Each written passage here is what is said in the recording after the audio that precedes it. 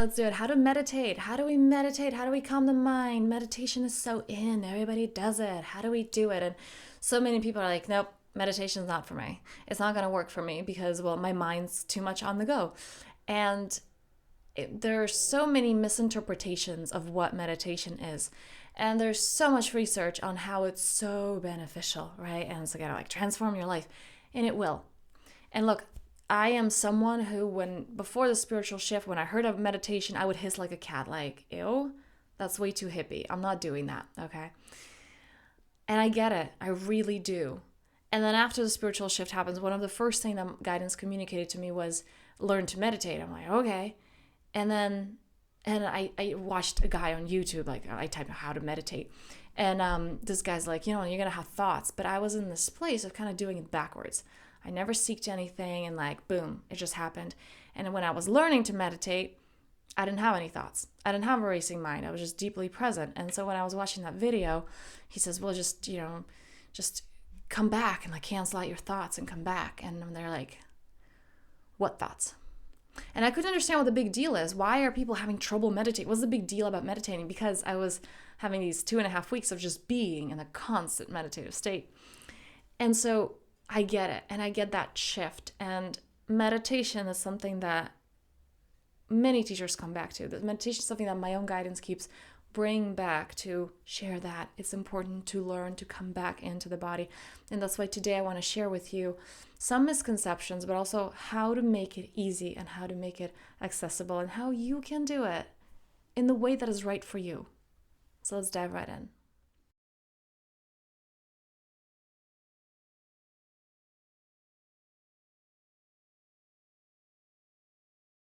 Welcome. All right, we're covering the basics today. Meditation, what does it mean? So I'm going to make this video short and sweet and practical. First of all, understand your why. It is so important. Some people come to me and say, okay, well, I want to learn to meditate. I'm like, great, why? And they just look at me like point blank, having no idea. And I get that this question can be very intimidating.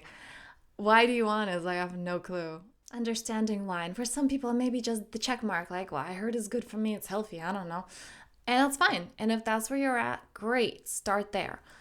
For some, it's because I want to tune into a deeper version of me, to my essence, to my soul. I want to connect to that. For some people, it's I want to be more intuitive. I want to receive my guidance, angels, however you want to personify that guidance that's available to you. I want to connect to that. I want to connect to my ancestors. I want to connect to God, life, source, consciousness in this way. I want to receive.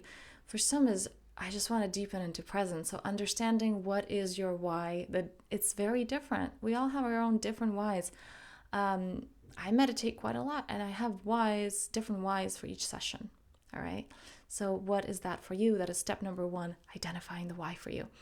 Number 2, there are different ways in not putting pressure on yourself, really. Number 2 is nothing serious is going on here. Number 2 is having fun with this. Meditation does not have to be sitting with your eyes closed. That can be agonizing for a lot of us, all right? There are deeper practices such as Vipassana. There are deeper practices which, again, have different whys. This is why the step number 1 is really important, identifying the why. There are some practices that I've done the Vipassana, and for me, it's a really masculine practice, and I'm in that place where that just doesn't resonate at this time of my journey. Because there's no space for intuition, there's no space for receiving. It's just like, no, just clear everything that's in the body, which is an amazing practice, absolutely has its right to be, and it was very useful to me at some point in my journey, but now that's not the case. So understanding that your why may change, understanding that the technique for you may change. When I first started, looking back, I realize now, back then I didn't know that that's what I was doing. I felt so much better when my mind was just racing and I was on a go, and I was not allowing myself the time to just stop and be with my thoughts and, hey, what's coming up with the mind? I was terrified of being present, all right? I was terrified of actually opening up, okay, if we're here, what's coming up for the mind, okay? That was way overwhelming. I didn't know how to deal with my emotions. I didn't know how to be with my emotions. Completely emotionally unavailable here. That was me, right? I didn't know how to hold any of this.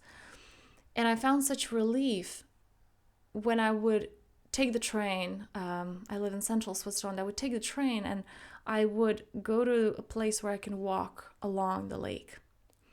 And just the connection with water. And that was the time where I would just walk. And that was a walking meditation. I didn't know it back then. And I felt better because I could just walk and like let my mind just go and entertain those thoughts and just observe them. I didn't have to act on them. It was just like a stream of consciousness. I was clearing that. I was being with that. So for some of us who have rejected that part of ourselves, going into a practice that's just, oh, okay, let's calm the mind. The mind doesn't want to be calm because it wasn't heard. For years, there's so much that was not shared. And right now you're just trying to shut it up completely. That's a lot. That's mean. And so for those who haven't created space for that, start with writing things out. Start with open a Word document and just start typing and then delete it at the end. Don't save it. Just allow your thoughts to be here. The first step is not running away. On another note, meditation is not sitting with your eyes closed. It doesn't have to be walking. It's simply when you are there, present, deeply present with what is. As a wonderful spiritual teacher, Leonard Jacobson, says, you can be an enlightened being when you're washing the dishes, when you're so present with the feeling of the water on your skin and the texture of the plates, and that's it. You're deeply present with that which you're doing. That's meditation. Start to do this when it's easy. A mistake, and this is step number 3, don't have fire drills in the middle of a fire. A lot of us are trying to bring ourselves to center when it's difficult, when we most need it. It's like, oh my God, I'm freaking out. Okay, let me try to meditate right now. Let me be present. You can't because you're in fight or flight, and it's a lot for the nervous system. It's like if you've never gone to the gym and you try to lift a crazy amount of weight, you're not going to be able to. You haven't trained for it. Similarly with meditation, similarly with presence. You have to train that muscle to be able to come back to it in stressful situations. To be able to hold that which is coming up in stressful situations. Meditation is beneficial for so many reasons. You can receive guidance. It's great for intuition. When from that place of blank, what are you receiving? It's usually very accurate. That place when you're deeply present, right? It's a doorway to presence. When answers and questions come up simultaneously, when you just, oh, that'd be a good idea. And then a problem comes up, but you already did that thing, which made that thing that came up not a problem anymore. That's where meditation can get you to, because you're so in tune with life that you're working with it, you're flowing with it. That's where meditation can get you to. And it's also about learning how to create intimacy with yourself, how to hold all of you. Not getting lost in the past, not replaying old situations, conversations, not getting lost in the projections of the future. I hope this happens, I hope this doesn't. But simply being here now, because your place of power is now. So let me know below, what have you tried? What did or didn't work?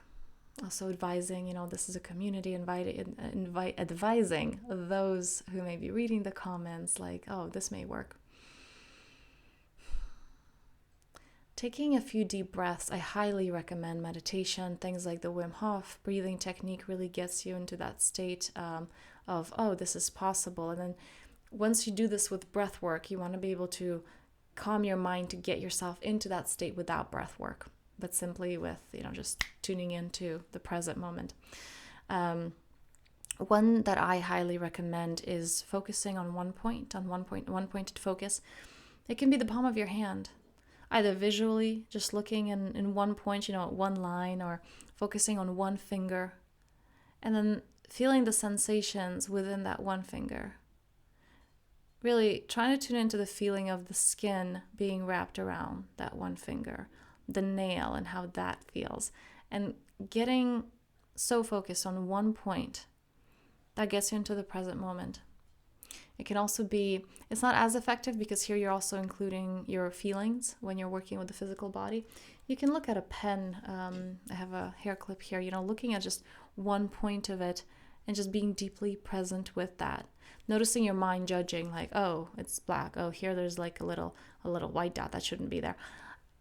Just allowing your mind to be there without getting lost in it. So one pointed focus, something I highly recommend. Now, because I work with the shamanic tradition and shamanic tools, I highly recommend using one of the 4 elements, being that earth, looking at a plant, at a leaf, at a single point on a leaf. Water gazing is really powerful practice. Fire is a phenomenal one. In Tibet, they use that for little kids. Teaching them meditate is just looking at a fire flame. Or air. This can be incense. This can be, just when you light incense and there's that smoke, observing that.